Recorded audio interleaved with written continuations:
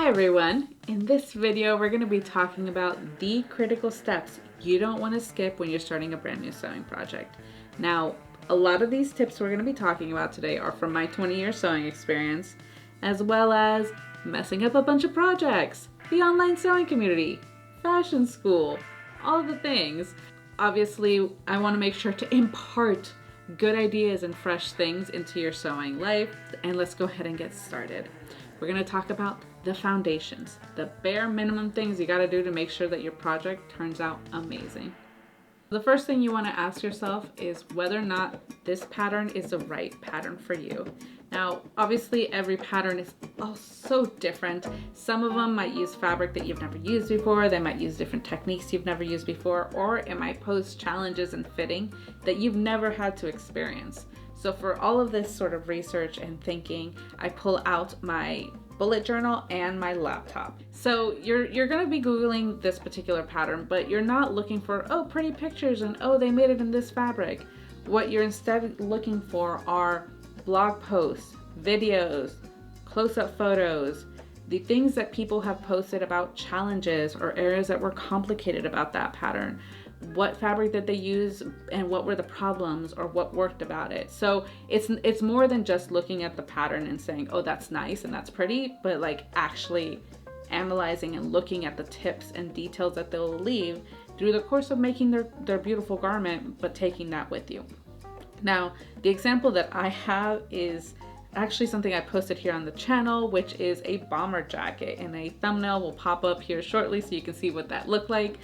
Essentially, when I did this process, I did not follow my own advice. Everything I kept reading online kept saying, hey, the sleeves are too short, make them longer.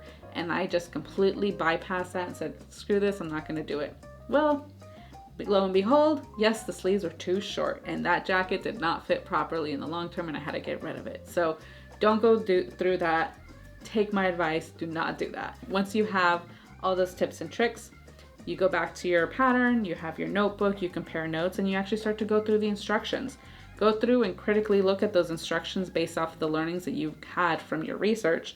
And at that point, when you feel solid about what you're getting yourself into, you're ready for the next thing. Setting up your sewing mise en place. So mise en place is a French term that is most commonly used in sewing, and it means everything in its place. Essentially making sure all your ingredients or all your sewing stuff is all gathered together, beautifully laid out, ready for you to go and to be really effective at what you're working at. Now, this does not mean putting everything in a pile or putting everything on the cart and being like, cool, I'm ready to go. What this tip actually talks about is making that inventory, making sure you know what you have so that you don't end up like me a bunch of times where I have literally run out of thread and found out that the fabric store closed half an hour ago. We don't want that. It's extremely inefficient and a lot of time is wasted in that sort of thing. So again, gathering your stuff, making sure you know, cool, I do have my 5 buttons. Okay, cool, I do have every single pattern piece. I have not lost something in the back of the room or that it got thrown away. Don't skip this step. A lot of people skip this step. Don't do it. Here's the real talk. When it comes to professional sewing, like at a factory, or people who do this on like a big scale in fashion design, this stuff is fundamental to their being able to make a successful project. They know exactly how many things they need. They know exactly how much twill tape or how many buttons or how many shoulder pads, just 2 maybe, but they know exactly how much of the things that they need, and they have them all handy and ready within arm's reach. And this can make or break a project. Now, we know our pattern inside and out. We have our sewing mise en place. Let's go on to the next thing. But before that, go ahead and hit the like button. Actually, that was very dramatic. Go ahead and hit the like button if you like this video.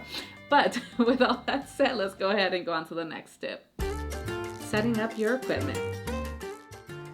A lot of videos just jump to the chase and go straight for the sewing machine, which we'll talk about, but in a second. What I actually want to talk about first is setting up your iron, which for whatever reason just gets completely overlooked. Now, this one has gotten me a few times, and there's definitely projects that I've worked on that have ended up terribly because I did not take the time to go ahead and make sure that my iron was set up. Grab yourself a piece of your fabric and go ahead and start testing your iron settings with it. Make sure that the temperature is right. Try a few different temperatures. See what it looks like with steam. See what it looks like without it. Fold it over. See how easy it is to press or not. These are the sort of things that you want to check at this point. Now, I usually tend to do this pretty early on, the moment that I buy the fabric, just so that I'm aware before I even get to the cutting stage. So take your time with this. Make sure you know what those settings are in your sewing notebook, and then you're able to like confidently go into your project. This is also a really good time to clean up the iron plate if it's looking like hard carbo. You don't want to have to deal with that. Now, when it comes to your sewing machine, every machine is different, so I'm not going to talk about the specific things that I'm testing on mine. However, I do highly recommend downloading the PDF sewing machine manual for your particular machine and saving it on your phone, because then you can reference that during the step in the process, and I usually do. Now, when you're actually testing the fabric, most of the common things apply, like checking the needle size, making sure that it's correct for the type of fabric that you have, that the stitch length is right, that the tension is right. But I'm gonna add another one on top of it. Make sure to test the fabric under the conditions of which it's going to be used, and do those test samples now. So for example, if it's gonna need a buttonhole, apply the interfacing and do a couple test buttonholes before you even get anywhere close to your completed garment. Because again, you don't want to be at that point at the end of your project where it's just not working out, or you don't have those settings written down. So I usually do tests at this time and make notes in my sewing notebook about this. Also, if you have not already done so, please make a muslin. I talk about it a lot here on the channel. People like to skip it, but this is a time. If you have not done it, make sure that you have a muslin made up for the garment that you're making. I have a whole tutorial playlist about this if you want to go down that rabbit hole and learn a little bit more. But now I'm curious, do you do any of these steps? Do you do different steps? Do you do some of them but not all? Do you have other completely different sewing rituals that you do before you start a project? Let me know down in the comments below.